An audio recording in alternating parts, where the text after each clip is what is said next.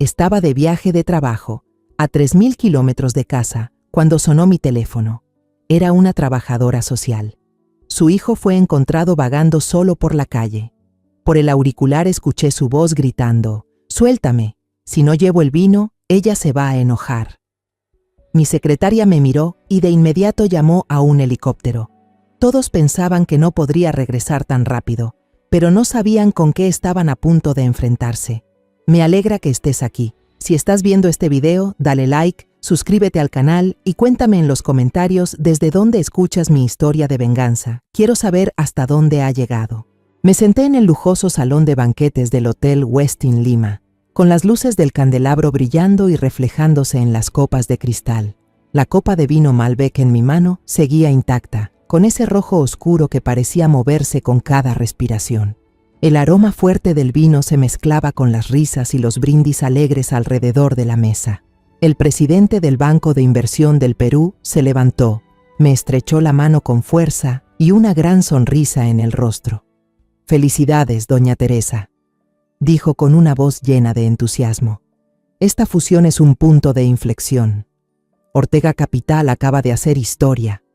Sonreí en respuesta, con esa ligera inclinación de cabeza que había practicado miles de veces en reuniones tensas.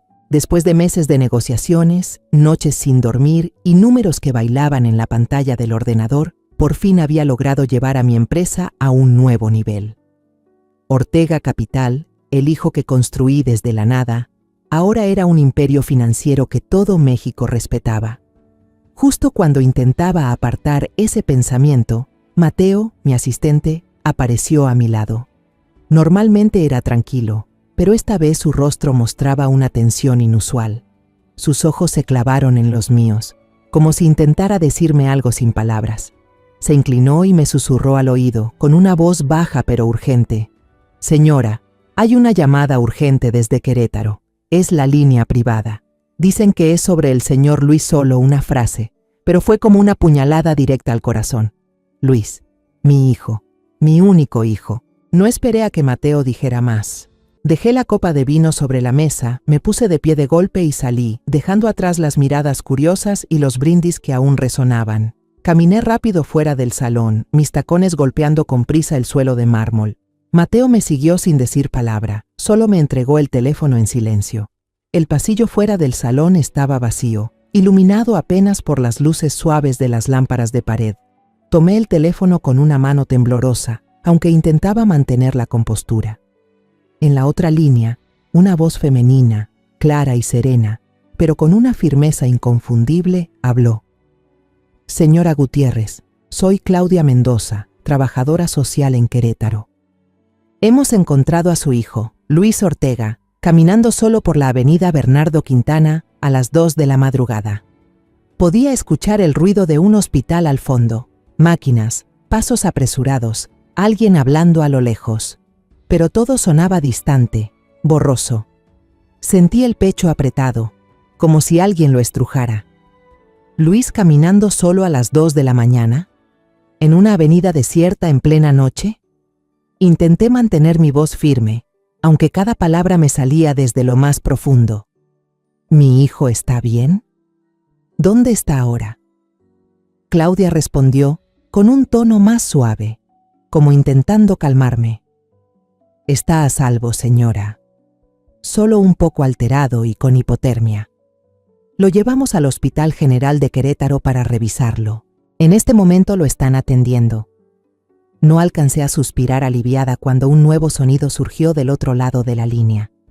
Un sollozo ahogado, débil, pero inconfundible. Era Luis.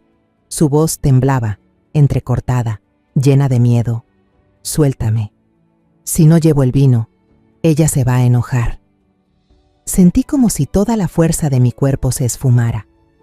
Mis piernas temblaron y tuve que apoyarme con la mano derecha en la pared fría para mantener el equilibrio. ¿Quién es ella? ¿Camila? ¿Por qué Luis dijo eso? En mi cabeza, las preguntas giraban como un torbellino, pero ninguna tenía una respuesta clara. Solo quedaba ese dolor agudo, cortante, como si mi corazón se estuviera rompiendo. Mi Luis, mi hijo dulce e inocente, Con esa sonrisa que brillaba como el sol, ahora estaba asustado, confundido, diciendo cosas que no lograba entender. Me giré hacia Mateo. Mi voz era fría como el hielo, aunque por dentro ardía una llama feroz. Cancela la reunión de mañana con el Fondo de Inversión chileno. Cancela el almuerzo con el ministro. Prepara el helicóptero. Tengo que regresar a México de inmediato. Mateo asintió sin hacer preguntas. Sabía cómo soy cuando hablo así, con ese tono que hace que hasta el consejo directivo se incline. Pero esta vez no se trataba de un negocio, ni de una crisis financiera. Era Luis, mi sangre, la razón por la que me levanto cada día y lucho contra el mundo entero. Durante el vuelo privado de regreso a México, me quedé sentada en silencio dentro de la cabina. Afuera, el cielo nocturno era una masa negra, solo interrumpida por las luces parpadeantes del motor que iluminaban mi rostro.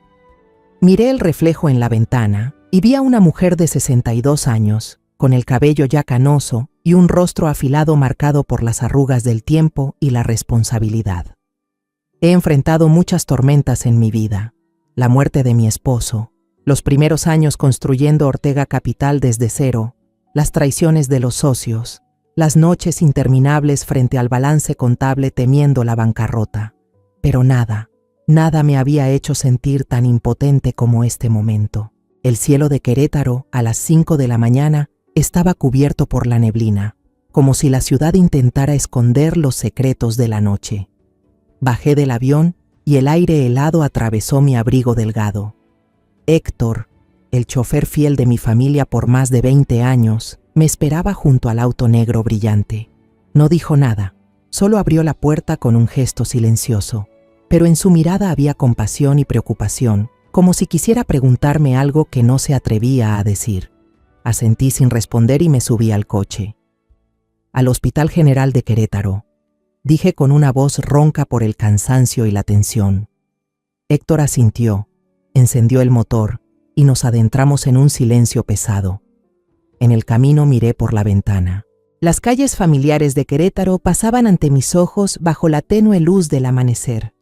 Alguna vez amé esta ciudad, con sus calles empedradas y las jacarandas floreciendo en púrpura cada primavera. Pero ahora todo se sentía ajeno, como si caminara en un mundo al que ya no pertenecía. Mi mente no dejaba de girar con la imagen de Luis, mi único hijo, aquel a quien había dedicado toda mi vida para proteger. Su voz por teléfono: si no llevo el vino, ella se va a enojar, seguía repitiéndose en mi cabeza, como una melodía fuera de tono imposible de detener. Ella era Camila, mi nuera. Pero ¿por qué Luis tenía tanto miedo?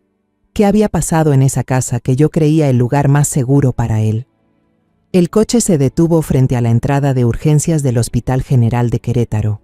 El olor a desinfectante me golpeó apenas crucé la puerta, un olor familiar pero siempre desagradable. Odio los hospitales, odio cómo me recuerdan aquellos años en que cuidaba de Luis de niño, corriendo contra el tiempo para encontrar al mejor médico, el mejor tratamiento para su síndrome de Down.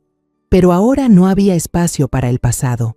Necesitaba ver a Luis, necesitaba saber que realmente estaba bien. Claudia Mendoza me estaba esperando en el vestíbulo. Era más joven de lo que imaginaba, quizá un poco más de 30 años, con los ojos cansados pero llenos de determinación.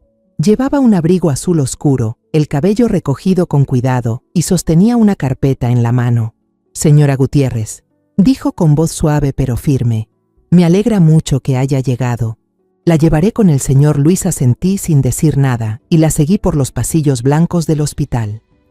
El sonido de mis tacones resonaba con ritmo constante, como los latidos de mi propio corazón, cada vez más pesados. Cuando Claudia abrió la puerta de la habitación, casi contuve la respiración. Luis estaba ahí, acostado en una cama blanca, los ojos cerrados, el rostro pálido como si la vida se le hubiera escapado. Tenía una vía en el brazo, y las gotas del suero caían con regularidad, marcando el paso del tiempo que yo no podía controlar. Me acerqué despacio. El corazón se me detuvo cuando vi su muñeca derecha, donde solía llevar el reloj que yo le regalé, un recuerdo de su cumpleaños número 30. Ahora había un moretón oscuro, con la marca clara de 5 dedos, como si alguien lo hubiera sujetado con fuerza, tanto que le dejó huellas en la piel frágil.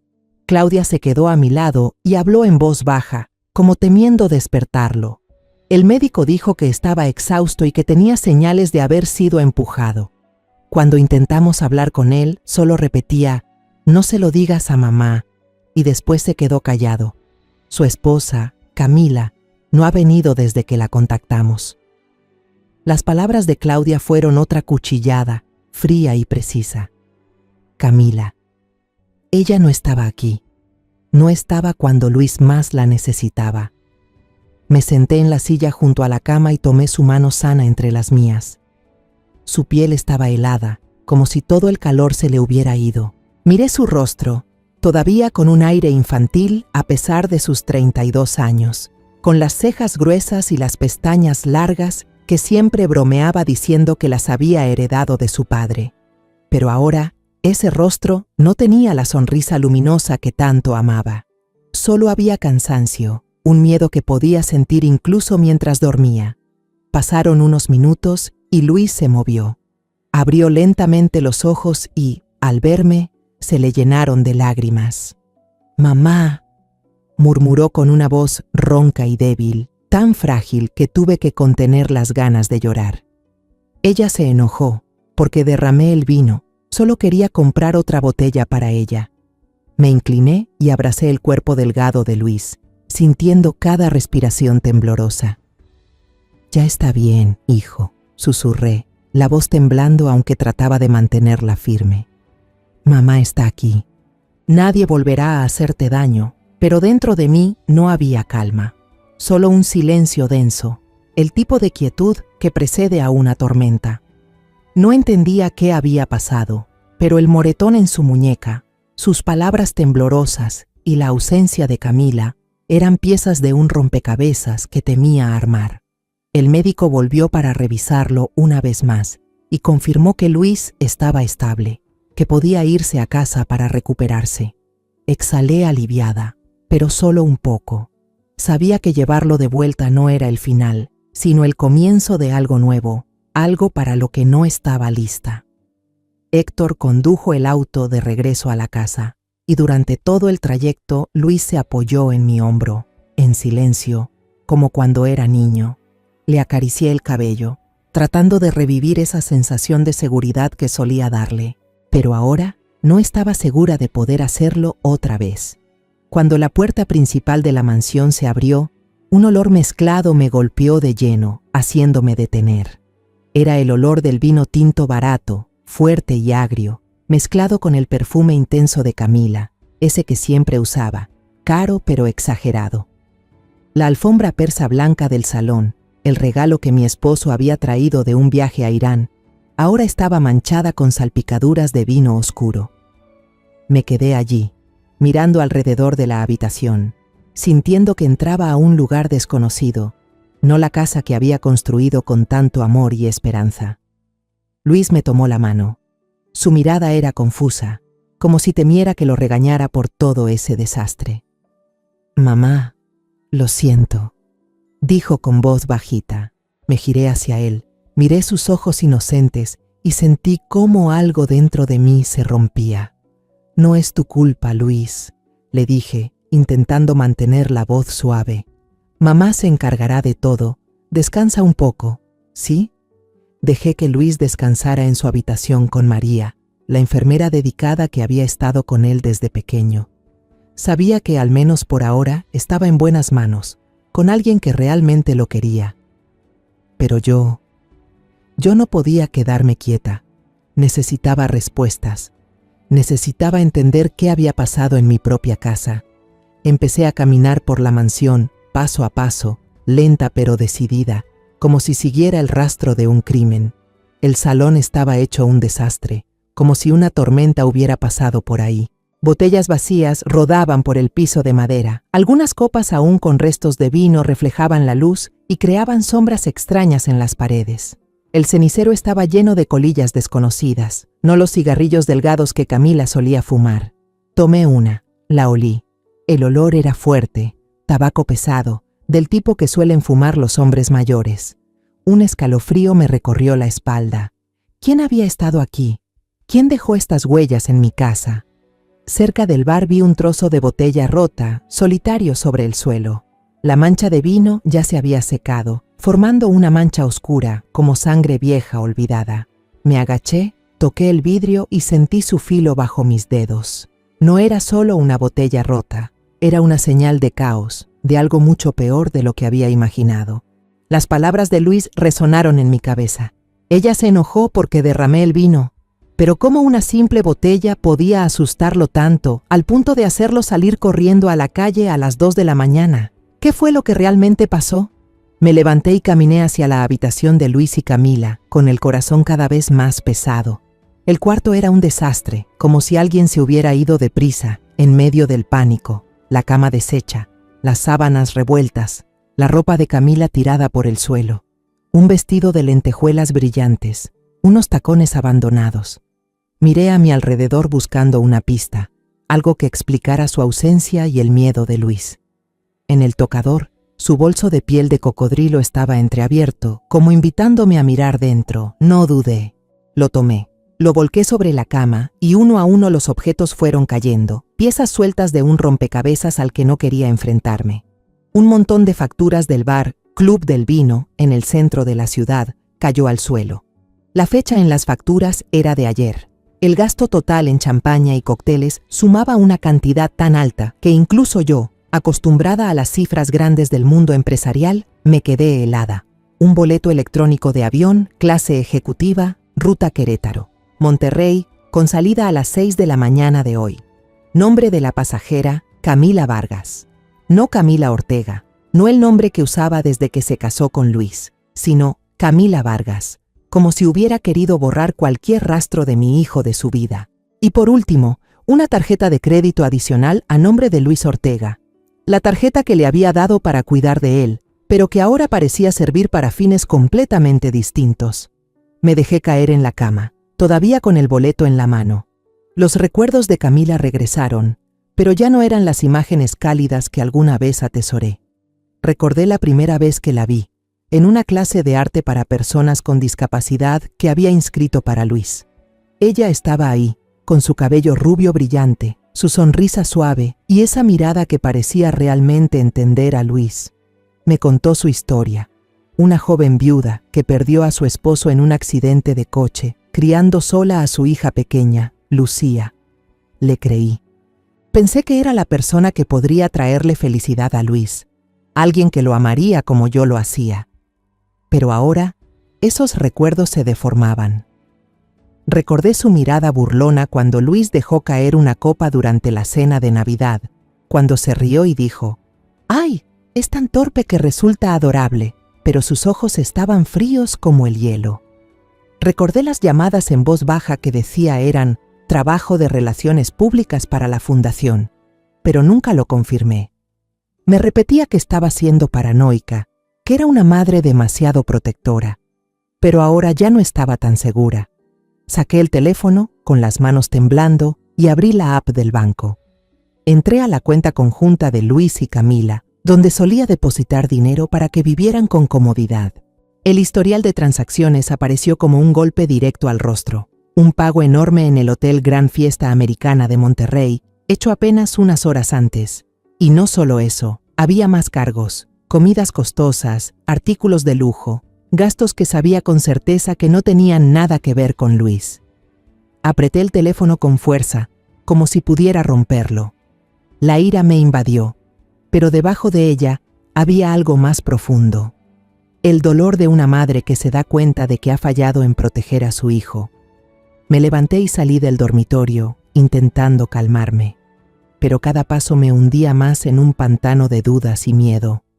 Le había dado todo a Camila, no solo dinero, sino mi confianza, mi esperanza de que sería quien acompañara a Luis cuando yo ya no pudiera hacerlo. Pero ahora, todo lo que veía era traición, escrita con claridad en esas facturas, esos boletos de avión, y las huellas de una fiesta vacía que ella había dejado atrás. En mitad de la noche, cuando toda la casa estaba en silencio, conduje hasta la sede de Ortega Capital. El edificio estaba oscuro, solo iluminado por el tablero electrónico del vestíbulo, donde los números verdes y rojos parpadeaban sin cesar, mostrando las acciones de la empresa. Entré en la sala del consejo, la misma donde había dirigido negociaciones millonarias, donde siempre me sentí en control. Pero ahora, sentada sola en la oscuridad, mirando los números sin vida que bailaban en la pantalla, me sentí más impotente que nunca. Encendí la lámpara del escritorio. La luz amarilla y débil iluminó mi rostro, reflejándose en el cristal de la ventana. Me miré a mí misma, una mujer de más de 60 años, con el cabello salpicado de canas y los ojos cansados. Construí un imperio con mis propias manos, enfrenté enemigos mucho más grandes que yo, pero nunca había sentido mi corazón tan revuelto como ahora. Los números en la pantalla parecían burlarse de mí, recordándome que podía controlar el mercado, pero no lo que pasaba dentro de mi propia familia. A la mañana siguiente, regresé a mi oficina en casa. Sentada frente a la computadora, rebobiné la grabación de las cámaras de seguridad de la mansión. Cada cuadro era como una cuchillada directa al corazón. Vi a Camila, con un vestido rojo intenso, salir de la casa a la 1 de la mañana, el cabello despeinado, pero intentando mantener su aire de elegancia. Subió a un auto lujoso, no el de la familia, sino a un Mercedes negro brillante, el tipo de coche que sabía con certeza no pertenecía a nadie de nuestro círculo. La puerta se cerró de golpe y el vehículo desapareció en la oscuridad, justo después de que Luis, mi hijo, saliera corriendo en estado de pánico. Volví a poner el video, una y otra vez, como si al mirarlo el tiempo suficiente pudiera encontrar una explicación, una razón para no enfrentar la verdad que se hacía cada vez más clara. Pero cada vez que lo hacía, solo veía más detalles que me apretaban el pecho. Camila no miró atrás ni una sola vez, no dudó, no mostró ni un atisbo de preocupación por Luis. Simplemente se fue, como si dejara todo atrás. A Luis, a mí, a la familia que había intentado construir para mi hijo. El timbre sonó, cortando en seco mis pensamientos. Me sobresalté, miré el reloj. Apenas eran las 8 de la mañana. Fui a abrir la puerta y allí estaba Claudia Mendoza, la trabajadora social. Llevaba un abrigo azul claro y sostenía una pequeña caja de regalo cuidadosamente envuelta. «Señora Gutiérrez», dijo con voz suave pero firme. «Quería pasar a ver cómo está Luis. También le traje un pequeño obsequio, un set de marcadores profesionales. Creo que le van a gustar». La invité a pasar, forzando una sonrisa que sabía no lograba disimular mi cansancio. Claudia entró en la sala y vi cómo su mirada se detenía en la alfombra persa manchada con vino seco. No dijo nada, pero sabía lo que estaba pensando. Esa habitación, con copas de vino vacías por todos lados y el olor a fiesta apagada, contaba una historia que yo aún no estaba lista para admitir. La guié hasta el sofá, le serví un vaso de agua y empezamos a hablar. Claudia me miró, sus ojos llenos de empatía pero sin juicio. «Señora Gutiérrez, si no le molesta, ¿podría contarme un poco sobre la relación entre Luis y Camila?», preguntó con una voz tan delicada que parecía temer romper algo frágil dentro de mí. Tomé aire profundamente, intentando mantener mi voz estable, aunque cada palabra parecía salir arrancada del pecho. «Luis nació con síndrome de Down leve», empecé, y mi mirada se fue sin querer hacia el marco sobre la mesa, donde Luis sonreía radiante una tarde de primavera. «No es tan inteligente como los demás, pero tiene un corazón puro. Se comunica bien, puede hacer tareas simples y sobre todo sabe amar. Para los demás, Luis puede parecer solo un poco ingenuo, pero para mí, él es todo mi mundo». Me detuve un momento, tragué en seco, conteniendo las emociones que amenazaban con desbordarse. Inscribí a Luis en una clase de arte para personas con discapacidad. Fue allí donde conoció a Camila. Ella era voluntaria en ese lugar, una joven viuda con una hija pequeña, Lucía. Siempre se mostraba dulce, paciente. Siempre estaba junto a Luis mientras él pintaba sus dibujos inocentes. Yo pensé que realmente se preocupaba por él. Recuerdo el día en que Camila vino a casa, sentada justo en esta sala, con los ojos llenos de lágrimas mientras contaba su vida. Dijo que su exmarido había muerto en un accidente de coche, dejándola a ella y a Lucía en la ruina. Dijo que con Luis se sentía en paz, que los dos eran almas heridas. Yo creí en esa historia. La recibí con los brazos abiertos, no solo por Luis, sino porque pensé que merecía una oportunidad. Incluso me hice cargo de Lucía. La mandé a estudiar en la mejor escuela internacional, porque quería que tuvieran una vida mejor. Pero ahora, al recordarlo, me pregunto si todo no fue una farsa perfectamente planeada. Claudia escuchaba sin interrumpir, con los ojos suaves, pero agudos, como si intentara leer los pensamientos que yo no decía. Cuando terminé de hablar, me dio una tarjeta. Su voz era suave pero firme. Este es el número de un abogado especializado en derecho familiar y en proteger a los más vulnerables. Solo por precaución, señora Gutiérrez. Creo que debería conservarlo. Tomé la tarjeta, mis dedos rozando las letras negras impresas. Claudia se levantó, dejó la caja de regalo para Luis sobre la mesa y se fue con una leve sonrisa. Pero cuando la puerta se cerró, me quedé ahí, mirando la tarjeta, sintiendo como si me quemara en la mano. La rabia me invadió, no solo hacia Camila, sino hacia mí misma. La dejé entrar en la vida de Luis, confié en ella, permití que se aprovechara de la ingenuidad de mi hijo. Pero debajo de la rabia había algo más profundo, el dolor de una madre que se da cuenta de que no protegió a su hijo. Saqué el teléfono. Mis manos temblaban mientras marcaba el número de Camila. El timbre sonó 3 veces, cada uno alargando la tensión dentro de mí. Luego, contestó con esa voz dulce y falsa. ¿Mamá? Perdón por no contestar antes. Estaba cuidando a Luis. Ya se durmió. ¿Cómo le fue en su viaje de trabajo? Apreté el teléfono, tratando de mantener mi voz fría, aunque por dentro ardía. Camila, ¿dónde está Luis? Ella respondió, aún con ese tono suave, como si nada pasara. Está en casa conmigo. No se preocupe, lo estoy cuidando. Solté una risa amarga, sabiendo que no podía verla. ¿De verdad? ¿Y cómo puede cuidarlo en casa cuando el registro de su tarjeta de crédito muestra que pagó una suite en el Hotel Grand Fiesta Americana de Monterrey hace 3 horas? El otro lado de la línea quedó en silencio. Un silencio largo y denso, como si el aire entre nosotras se hubiera vuelto sólido. Pude imaginar el rostro de Camila, su sonrisa falsa desvaneciéndose, los ojos abiertos de par en par por el pánico. Luego un bip. Colgó. Miré la pantalla del teléfono. El corazón me latía con fuerza, pero no por la rabia, sino por una claridad aterradora. Camila no solo se había ido, estaba escondiendo algo, y yo sabía que tenía que descubrir la verdad.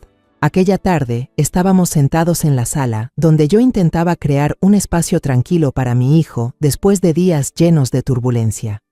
Luis me mostraba sus dibujos uno por uno. Su voz era suave, pero llena de emoción, mientras hablaba de los colores y las formas que había pintado con tanto cuidado. «Mamá, este es nuestro jardín. Dibujé este jacarandá para ti», dijo, con una sonrisa tan brillante como la luz del sol. Le devolví la sonrisa, pero por dentro aún no podía disipar la tormenta emocional que me agitaba. Cada sonrisa de Luis me recordaba que tenía que seguir luchando, no solo por él, sino por lo que quedaba de mi familia. De repente, el timbre de la puerta sonó, interrumpiendo aquel raro momento de paz. Levanté la cabeza, frunciendo un poco el ceño. ¿Quién podría venir a esta hora? María, la empleada, entró con voz suave pero algo inquieta. «Señora, tiene visita. Es la niña Lucía.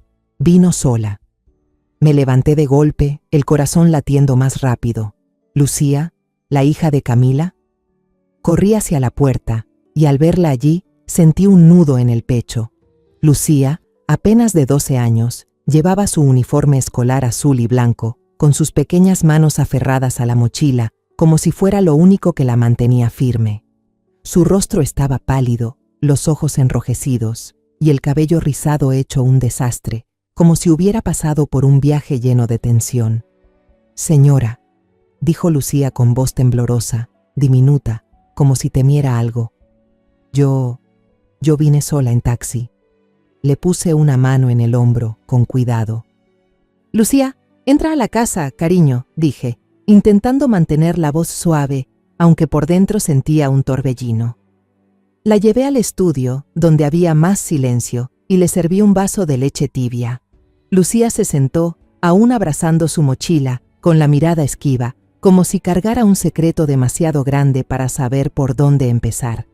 Me senté frente a ella, observando cada gesto, y comprendí que no solo estaba asustada, sino que también llevaba un peso que ningún niño debería soportar. «Lucía, ¿estás bien?», pregunté con voz calma, pero firme. «¿Por qué viniste sola?». La niña levantó la vista, con los ojos llenos de lágrimas, y habló casi en un susurro, como si le costara sacar cada palabra. «Señora, tengo miedo de que mi mamá y el señor Esteban estén haciendo algo malo con el tío Luis». Las palabras de Lucía fueron como una descarga eléctrica recorriéndome el cuerpo. ¿Esteban? Un nombre desconocido, pero que me heló al instante. Me incliné hacia adelante, tratando de mantener la calma. «Lucía, dime exactamente qué quisiste decir. ¿Quién es Esteban? ¿Y qué hizo tu mamá?». Lucía mordió su labio, con las manos temblorosas mientras abría la cremallera de su mochila. Sacó una tableta, con la pantalla un poco rayada, y la puso sobre la mesa frente a mí. «Yo escuché varias veces a mi mamá hablar por teléfono con un hombre llamado Esteban Morales», dijo con voz trémula. «Sé que estuvo mal, pero no aguanté más. Tengo miedo de que le hagan daño al tío Luis. Hace unos días grabé un video. Quiero que lo vea». Tomé la tableta, con las manos frías, aunque la habitación no lo estaba. Presioné el botón de reproducir y la pantalla se iluminó, mostrando el rostro de Camila. Ella estaba sentada en una habitación lujosa, probablemente un hotel, con una sonrisa arrogante que nunca antes le había visto. A su lado, un hombre de mediana edad, con el cabello entrecano, caminaba con una copa de vino en la mano. Llevaba un traje caro, pero sus ojos fríos y su voz grave me bastaron para entender que no era un hombre cualquiera. Era Esteban Morales, un magnate del vino en Monterrey del que había oído hablar, famoso por sus negocios turbios y su vida de excesos. La voz de Esteban sonó a través del altavoz de la tableta, fría y calculadora. «Solo necesitas que ese chico convenza a la vieja de firmar el poder de transferencia de acciones y todas tus deudas quedarán saldadas. El nombre Ortega Capital será el escudo perfecto para legalizarlo todo». Camila soltó una carcajada, una risa aguda, llena de soberbia. «No te preocupes, me obedece por completo. Su madre está en Perú. Cuando todo termine, yo seré la verdadera dueña. No tendré que vivir más de la lástima de esa vieja».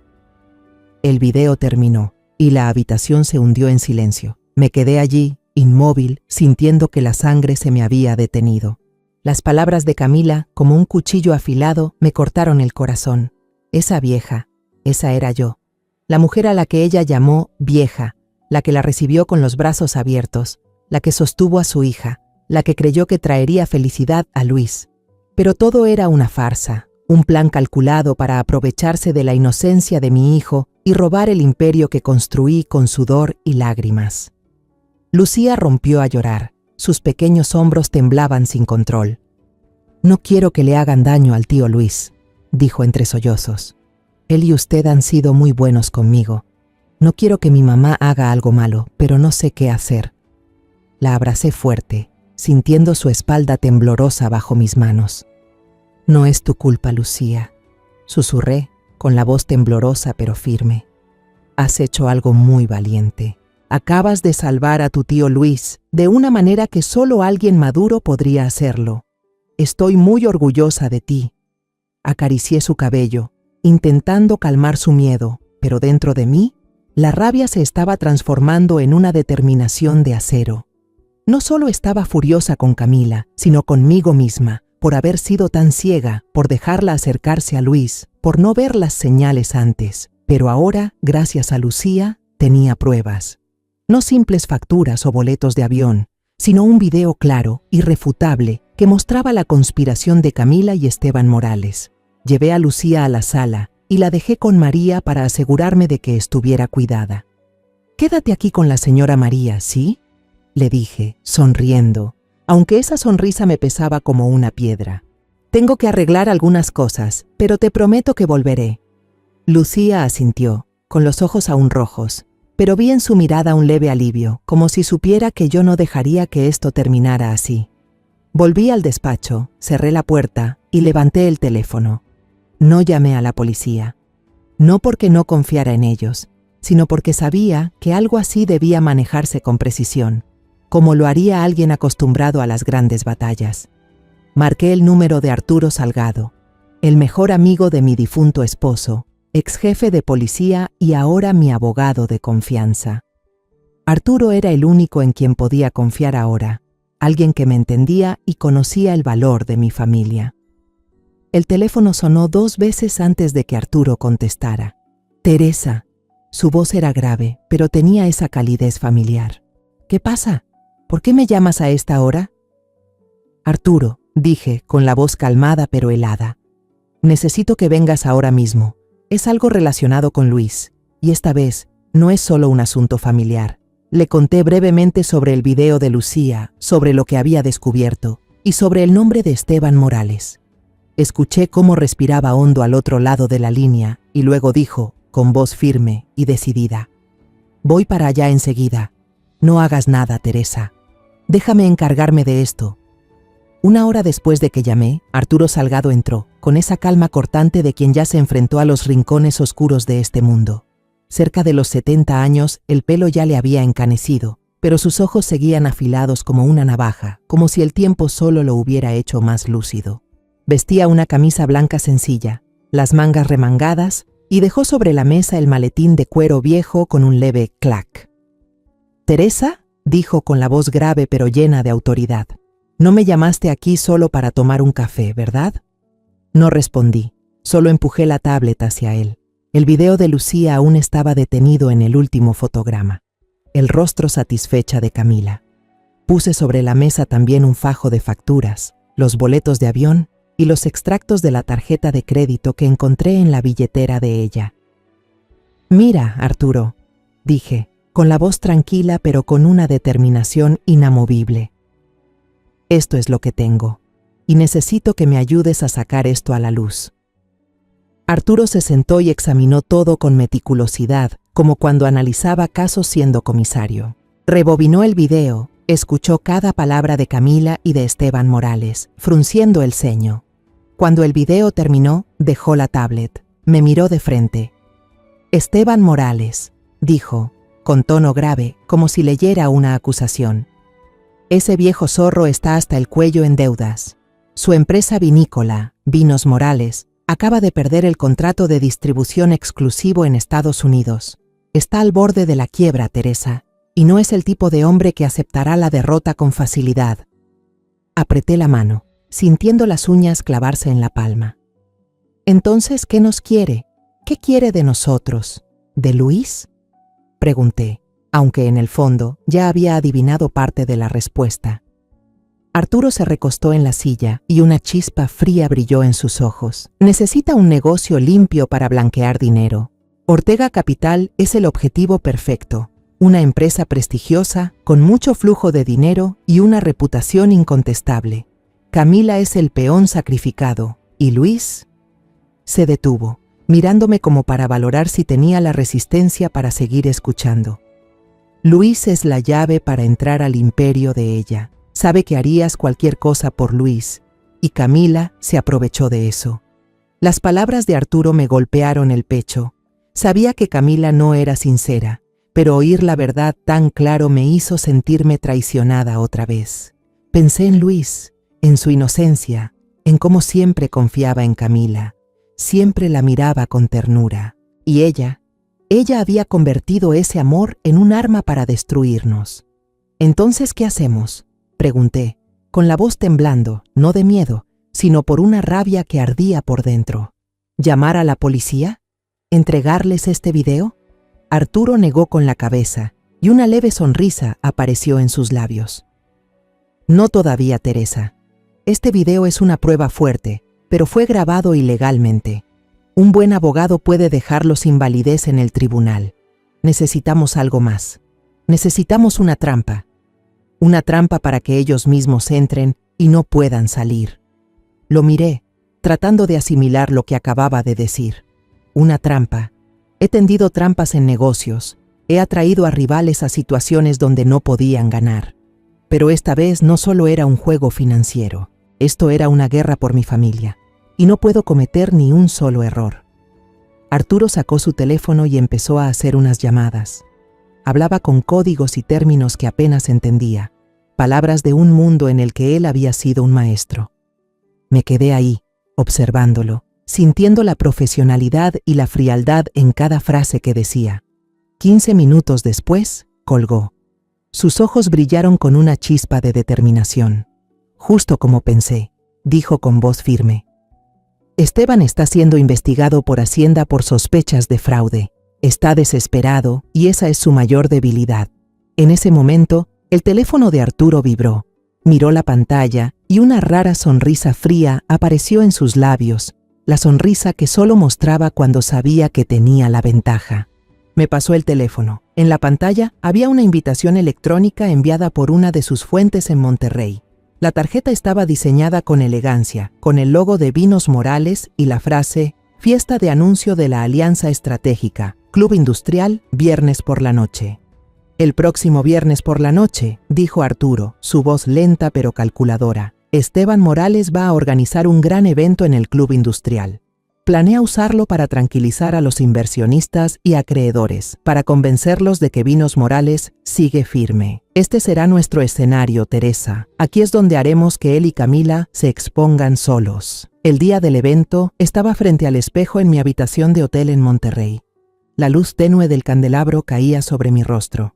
Llevaba unas gafas de montura de carey sin aumento, algo que nunca había usado antes, y un vestido de seda azul marino, elegante pero discreto. Ya no era doña Teresa Gutiérrez, fundadora de Ortega Capital, la mujer poderosa que todo México conocía. Esa noche era la señora Herrera, una inversionista reservada de Guadalajara, un fantasma que nadie notaría. Me miré al espejo, acomodé el moño de mi cabello y me dije que debía hacerlo. No solo por Luis, sino por mí misma, por lo que había construido y por lo que no podía permitirme perder. Arturo entró, con un traje gris perfectamente ajustado y su maletín de cuero viejo en la mano, como un compañero inseparable. Me entregó un broche en forma de mariposa plateada, pequeño pero delicado. «Póntelo en la solapa», dijo, con voz grave pero precisa. «Tiene una grabadora y una microcámara dentro». «El mío es este bolígrafo», asentí. Me coloqué el broche y sentí su peso, no por el metal, sino por la responsabilidad que representaba. Arturo me miró con una expresión que decía que entendía la tormenta que llevaba por dentro, pero no dijo nada. Solo intercambiamos una mirada, un leve asentimiento, como dos guerreros antes de entrar en batalla. El coche nos llevó al Club Industrial, un club exclusivo para empresarios en México, donde los poderosos se reunían para esconder sus ambiciones y mentiras. El aire dentro olía a perfumes caros, mezclado con risas forzadas y apretones de manos calculados. Las copas de champaña brillaban en manos que escondían nerviosismo y podía sentir la tensión flotando, como si todos allí supieran que estaban apostando en una partida peligrosa. Mantuve una apariencia tranquila, los hombros relajados, pareciendo una inversionista más, nada especial. Arturo, con la habilidad de quien ha sobrevivido a situaciones mucho peores, charlaba con algunos directores de banco, su voz fluida, como si realmente perteneciera a ese lugar. Yo me mantenía al margen, observando en silencio, sin perder detalle alguno. Y entonces los vi. Esteban Morales estaba en el centro del salón, con una expresión triunfante, como alguien que acaba de ganar una gran partida. Su traje negro estaba perfectamente hecho a medida, pero sus ojos fríos y su sonrisa arrogante me dieron escalofríos. A su lado estaba Camila, deslumbrante con un vestido rojo ajustado, el cabello ondulado con perfección y el rostro maquillado con precisión de actriz principal. Sonreía, inclinaba la cabeza y hablaba con los invitados, interpretando el papel de una esposa dedicada, una mujer que cargaba con los negocios de su marido enfermo. Me quedé a poca distancia, apretando el vaso de agua mineral, conteniendo la rabia que me quemaba por dentro al escucharla decirle a un invitado: «Luis confía mucho en la visión de Esteban. Lamenta no poder estar aquí esta noche. Estuve a punto de romper el vaso en mi mano. Luis, mi hijo, Había estado en el hospital hacía apenas unos días, asustado y fuera de sí por culpa de esa misma mujer. Y ahora ella estaba ahí, fingiendo ser una esposa amorosa, como si no lo hubiera dejado solo en aquella avenida helada a medianoche. Me giré, respiré hondo, recordándome que no podía dejar que las emociones me dominaran. No ahora, no aquí. La presentación comenzó. Una gran pantalla bajó del techo, proyectando los logotipos entrelazados de Vinos Morales y Ortega Capital, una imagen que me apretó el pecho. Esteban subió al escenario, con una voz suave y segura, como un orador profesional. Habló de un futuro brillante, de unir el legado financiero de Ortega Capital con la fuerza comercial de Vinos Morales. Sus palabras sonaban convincentes, pero yo podía ver la falsedad en cada gesto, en cada sonrisa. Estaba actuando, y el público, los inversionistas y acreedores, se dejaba llevar por su teatro. Arturo se movió con sutileza hacia la mesa de los documentos, fingiendo revisar un informe, pero yo sabía que estaba ajustando el bolígrafo en su bolsillo para grabar de cerca las diapositivas de la presentación. Los gráficos financieros falsos, los números inflados y, lo más importante, una copia del poder notarial con la firma de Luis, una firma que yo sabía perfectamente que era falsa. El broche en mi solapa vibraba levemente, grabando cada momento, cada palabra. Me quedé allí, observando, sintiendo mi corazón latir con fuerza, pero no por miedo, sino por la certeza de que estábamos cada vez más cerca de la victoria. El punto culminante de la noche llegó cuando Camila fue invitada al escenario. Tomó el micrófono, la voz temblorosa de emoción, como una actriz en su escena final. En nombre de mi esposo, Luis Ortega, dijo, con los ojos brillantes como si fuera a llorar, quiero agradecer la confianza de todos en esta alianza. Prometemos traer un futuro próspero para todos nuestros socios. Tuve que apartar la mirada, no porque no pudiera soportarlo, sino porque el desprecio dentro de mí crecía con tanta fuerza que temía que se notara.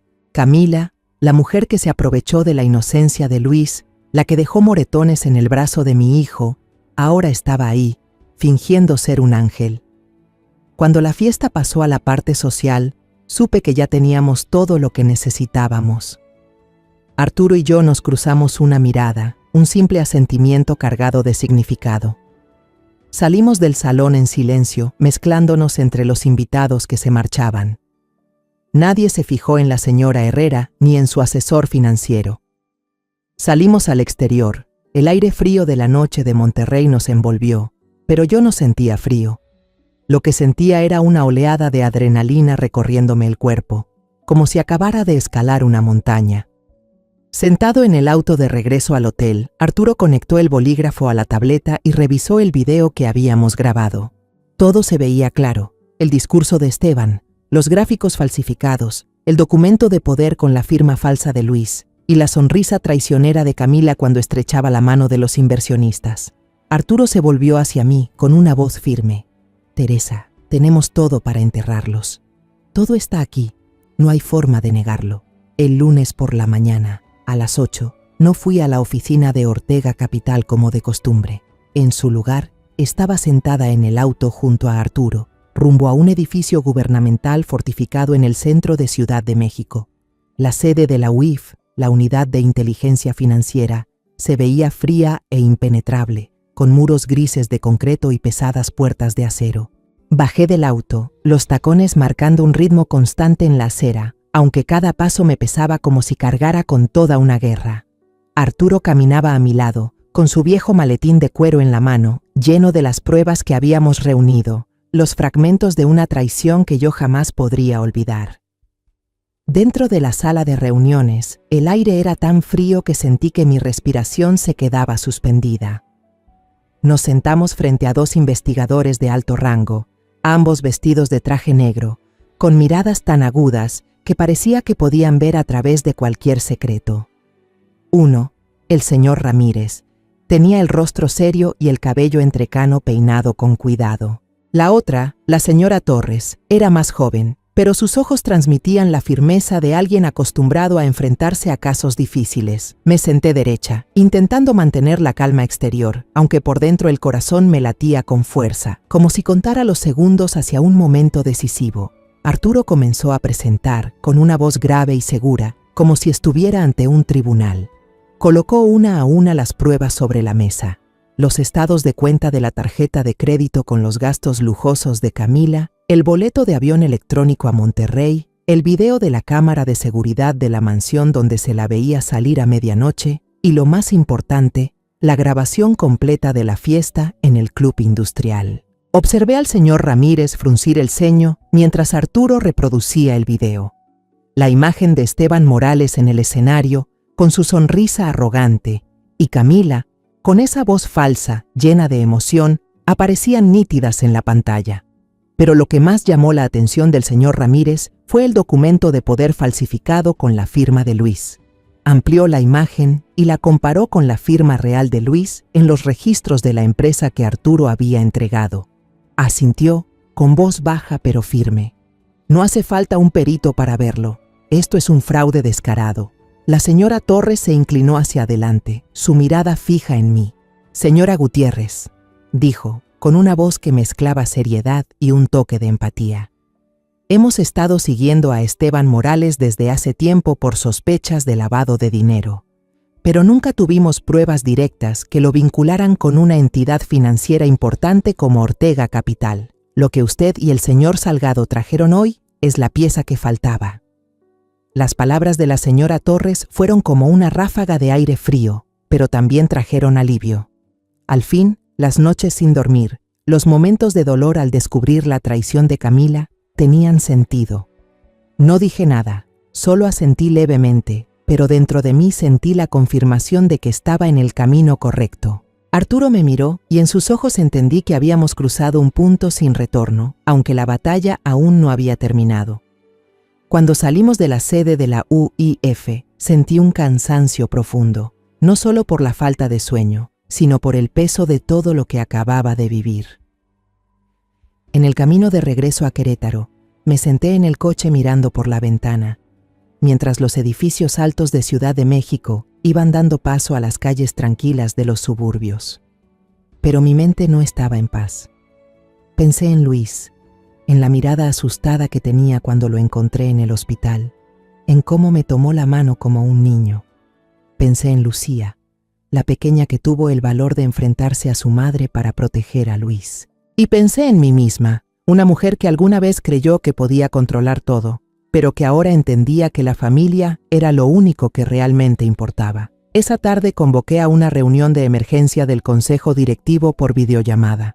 Me senté en mi despacho, frente a la gran pantalla, con los rostros conocidos de los miembros del consejo al otro lado. Algunos estaban sorprendidos, otros preocupados, pero no dejé que sus emociones me afectaran. Expliqué todo con claridad, sin rodeos. La conspiración para tomar el control de Ortega Capital, el papel de Esteban Morales y Camila, y las pruebas que ya había entregado a la UIF. Tengo la situación bajo control, dije con voz firme, sin mostrar ni un rastro de debilidad. Ortega Capital no se va a derrumbar, pero de ahora en adelante operaremos con el doble de cuidado. Hubo miradas de duda, pero nadie se atrevió a contradecirme. Ellos me conocían, doña Teresa Gutiérrez, la mujer que nunca retrocede ante ningún desafío. Cuando la reunión terminó, apagué la pantalla y la habitación quedó en silencio. Sentí un vacío extraño, no por la derrota, sino porque comprendí que esta victoria no traía la alegría de los negocios pasados. Era solo un paso más para proteger lo que más amaba. A la mañana siguiente, las noticias empezaron a explotar. Me senté en la sala, revisando los blogs financieros en la tableta. Los primeros titulares aparecieron, llenos de dramatismo. Escándalo financiero en Vinos Morales, fraude o intento de adquisición. Luego, la portada de El Financiero. El imperio vinícola Morales envuelto en escándalo de fraude, vinculado a Ortega Capital. Leí el artículo por encima, pero no sentí satisfacción. Esas líneas solo confirmaban lo que ya sabía, pero no podían borrar el dolor que llevaba dentro. Apagué la tableta y salí al jardín, donde Luis estaba sentado en una silla de mimbre, concentrado en su dibujo. No le importaban las noticias financieras, ni las conspiraciones o traiciones que giraban a su alrededor. El mundo de Luis estaba hecho de colores y trazos, y lo amaba por esa pureza. Me senté a su lado, mirando el dibujo que hacía. Nuestro jardín, con el jacarandá lleno de flores moradas, los pétalos cayendo como una lluvia suave. Luis levantó la vista, señaló el dibujo y dijo con voz tranquila pero llena de orgullo: «Mamá, dibujé nuestra casa, pero ya no la dibujé a ella». Puse mi mano sobre su hombro, sintiendo la delgadez de ese cuerpo frágil, y sonreí. «Así es, hijo», le dije con voz suave, como una promesa, «porque nuestra casa es solo para quienes nos aman de verdad». Luis asintió. Sus ojos se iluminaron, como si hubiera recuperado una parte de sí mismo. Me quedé allí, mirando a mi hijo, sintiendo una paz que hacía mucho no experimentaba. Pero ese momento se rompió cuando mi teléfono vibró. Era Arturo. Su voz sonaba apurada, muy distinta a la calma habitual. «Teresa, mi fuente acaba de informar. Están huyendo. Un jet privado fue registrado en el aeropuerto privado de Monterrey, con salida programada en los próximos 90 minutos. La Policía Federal ya va en camino». Estaba sentada en la oficina de seguridad de Arturo en Ciudad de México, a cientos de kilómetros del aeropuerto de Monterrey. La gran pantalla frente a mí mostraba imágenes en directo de varias cámaras del terminal aéreo privado FBO, gracias a los contactos de Arturo en la Policía Federal. El ambiente era pesado, solo se oía el zumbido del aire acondicionado y la respiración constante de Arturo a mi lado. Apreté los puños, las uñas clavándose en la palma, pero no sentí dolor. Lo único que sentía era una tensión helada, como si estuviera frente a una partida de ajedrez donde cada movimiento decidía el destino de mi familia. En la pantalla, un Mercedes Maybach negro brillante se detuvo frente a la entrada del terminal. La puerta se abrió y Esteban Morales bajó, intentando mantener la compostura con su traje negro hecho a la medida. Pero sus ojos se movían sin descanso, como los de un animal acorralado buscando salida. Se acomodó el cuello, ajustó la corbata, como si esos gestos pudieran ocultar el pánico que se filtraba en cada movimiento.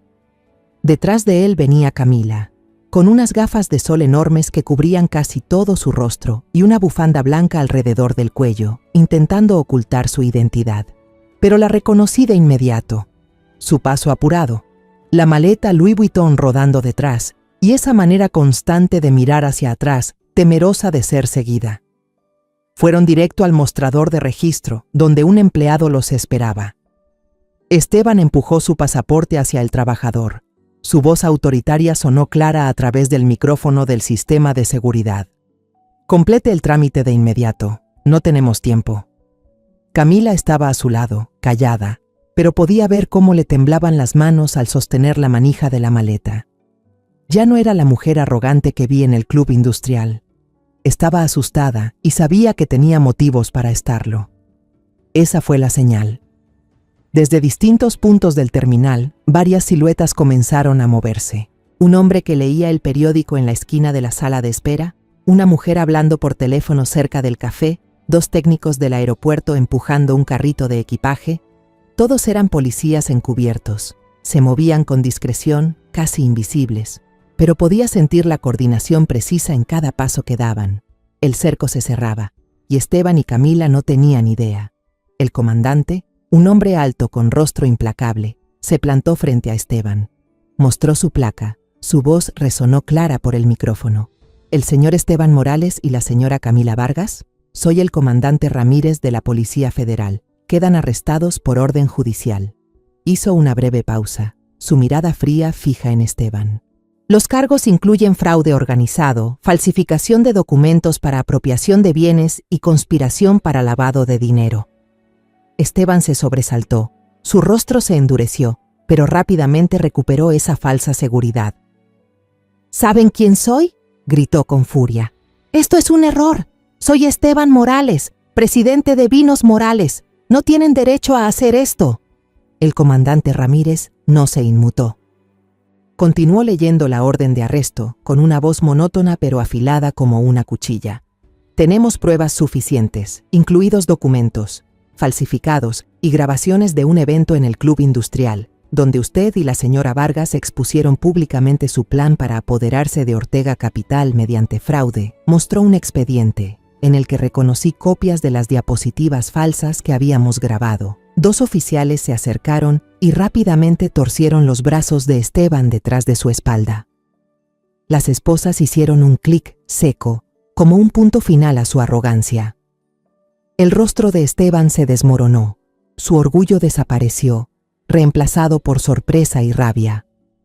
Intentó resistirse, pero los policías lo sujetaron con firmeza y lo sacaron del mostrador. Camila, en ese momento, perdió por completo el control. Retrocedió, chocó contra el mostrador de equipaje y sus gafas de sol cayeron al suelo, dejando al descubierto unos ojos llenos de miedo. «¡No! ¡Se están equivocando!», gritó, con la voz quebrada. «Yo no hice nada, yo solo…». Pero sus palabras se cortaron cuando un agente la tomó con suavidad, aunque con firmeza, y le puso las esposas. Camila empezó a llorar desconsoladamente, las lágrimas corriendo por su rostro cuidadosamente maquillado. Miró directamente a una cámara de seguridad, como si sintiera que yo estaba en algún lugar, viéndola. Por un instante, creí que nuestras miradas se cruzaban a través de la pantalla, y vi la desesperación en sus ojos. No por Luis, no por Lucía, sino por ella misma. Observé la escena en el monitor, pero no sentí satisfacción. No hubo alegría por la victoria, ni el placer que alguna vez me daba cerrar un gran trato. Solo un vacío helado, como si hubiera cruzado un campo de batalla y me diera cuenta de que nadie ganó realmente. Recuperé lo que me pertenecía. Ortega Capital, el honor de mi familia y la seguridad de Luis. Pero el precio fueron heridas en el alma que sabía que nunca sanarían del todo. Me di la vuelta, sin querer mirar más. La imagen de Camila siendo llevada, su peinado perfecto hecho un desastre, el pañuelo de seda de marca cayendo al suelo frío del aeropuerto, fue lo último que vi. Arturo puso una mano sobre mi hombro, su voz grave pero suave. «Todo ha terminado, Teresa. Lo lograste». Asentí sin responder. Salí de la oficina, el aire frío de Ciudad de México envolviéndome. Pasaron 6 meses, y el mundo parecía haberse movido. Los titulares escandalosos sobre el caso de Vinos Morales y Ortega Capital se habían ido apagando, quedando solo como líneas borrosas en la memoria del público. Esteban Morales y Camila esperaban el día del juicio, enfrentando acusaciones innegables: fraude, falsificación de documentos y lavado de dinero. No seguí de cerca el proceso, no porque no me importara, sino porque decidí concentrarme en lo que realmente importaba: reconstruir una vida para Luis, para Lucía y para mí misma. He renunciado oficialmente como directora ejecutiva de Ortega Capital. No fue una decisión fácil, pero cuando me paré frente al consejo directivo y miré los rostros de quienes habían estado conmigo en los peores momentos, supe que era lo correcto. Les entregué el mando, quedándome solo como asesora principal, apareciendo cuando fuera necesario, pero libre de esas reuniones interminables y de los números bailando en la pantalla. Ortega Capital sigue fuerte, incluso más que antes, una prueba de que el imperio que construí no se basaba solo en dinero, sino en confianza y resiliencia. Ahora, en lugar de las mañanas encerrada en una sala de juntas, empiezo mis días en un pequeño aula en San Miguel de Allende. Abrí un curso gratuito de educación financiera y emprendimiento para mujeres viudas y mayores, mujeres como yo, que alguna vez pensaron que el mundo se acababa al perder al ser amado. Me paro frente a ellas y hablo sobre cómo hacer un presupuesto, cómo invertir poco pero con seguridad y, sobre todo, cómo protegerse de quienes se aprovechan de la confianza ajena. Cada rostro en esa clase tiene una historia, y quiero darles la fuerza que yo aprendí en mis años de dolor. Miro sus ojos y me veo reflejada ahí, no como doña Teresa Gutiérrez, la poderosa, sino como Teresa, una mujer que lo perdió todo, pero volvió a levantarse. Vendimos la mansión de Querétaro. Esa casa, con la alfombra persa manchada de vino y los recuerdos tristes, ya no era un lugar que quisiera llamar hogar. En su lugar, Luis, Lucía y yo nos mudamos a una casa más pequeña en San Miguel de Allende, un pueblo tranquilo con calles empedradas y paredes llenas de color. Nuestra nueva casa no es lujosa como la anterior, pero tiene un gran jardín donde plantamos rosas, naranjos y lavandas que perfuman el aire con suavidad. Cada mañana despierto con el olor a tierra húmeda y el canto de los pájaros, sintiendo que poco a poco me estoy curando. He completado el proceso legal para adoptar a Lucía. Ahora es oficialmente mi nieta, no solo en los papeles, sino también en mi corazón. Lucía, con sus ojos brillantes y su sonrisa tímida, se ha vuelto una parte esencial de nuestra familia. La miro y veo una fuerza que ella misma aún no conoce, la fuerza de una niña que se atrevió a enfrentar a su madre para proteger a otros. Le prometí a Lucía y también a mí misma que le daré una vida segura, un lugar donde pueda crecer sin miedo y sin dudar del amor que la rodea. Cada jueves por la tarde vamos al Centro Comunitario de Arte, el mismo lugar donde Luis conoció a Camila, pero ya no queda rastro de ella. Ahora Luis, con una nueva confianza, trabaja como asistente en la clase de pintura para niños con discapacidad. Lo observo mientras enseña pacientemente a una niña pequeña a mezclar colores, o cuando suelta una carcajada al ver a un niño dibujar un gato torcido en el papel. Mi hijo, que antes vivía lleno de miedo y ansiedad, ahora brilla como el sol, como si sus heridas finalmente empezaran a sanar. Una tarde me senté en la silla de mimbre del porche, mirando hacia el jardín. Luis y Lucía estaban regando las plantas juntos, y las risas de la niña resonaban cuando Luis, sin querer, le salpicó agua. «Tío Luis, eres un travieso», gritó Lucía, corriendo alrededor, tratando de vengarse con un pequeño puñado de agua. Luis se rió a carcajadas, esa risa limpia que no había escuchado en todos los días oscuros. Me quedé allí, con una taza de té en la mano, sintiendo el calor que se extendía por mis palmas, y por primera vez en mucho tiempo me sentí en paz. Luis corrió hacia mí, señalando una rama delgada de bugambilla, que parecía seca, pero en la punta brotaba un ramillete de flores rosadas y brillantes. «Mamá, este árbol estaba roto y aún así floreció», dijo con voz de descubrimiento, los ojos encendidos como los de un niño. Sonreí, lo acerqué y lo abracé por los hombros. «Así es, hijo», le dije, con voz suave pero firme, porque aprendió a sobrevivir y a sanar, igual que nosotros. El atardecer cayó, tiñendo el jardín de un cálido tono anaranjado. Miré a Luis y a Lucía, mis dos pequeños, cuidando juntos el jardín, y sus sonrisas eran como la luz que disipaba las sombras dentro de mí. Pensé en el camino que habíamos recorrido, desde los días dolorosos en Querétaro, entre intrigas y traiciones, hasta este momento en que nos encontramos y hallamos un verdadero hogar. Perdí a una nuera, estuve a punto de perder un imperio, pero al final recuperé una familia, una pequeña, sí, pero llena de amor y sinceridad. Susurré para mí misma, como una afirmación. He perdido mucho, pero la única inversión que realmente ha dado frutos y vale la pena en toda mi vida son estas sonrisas.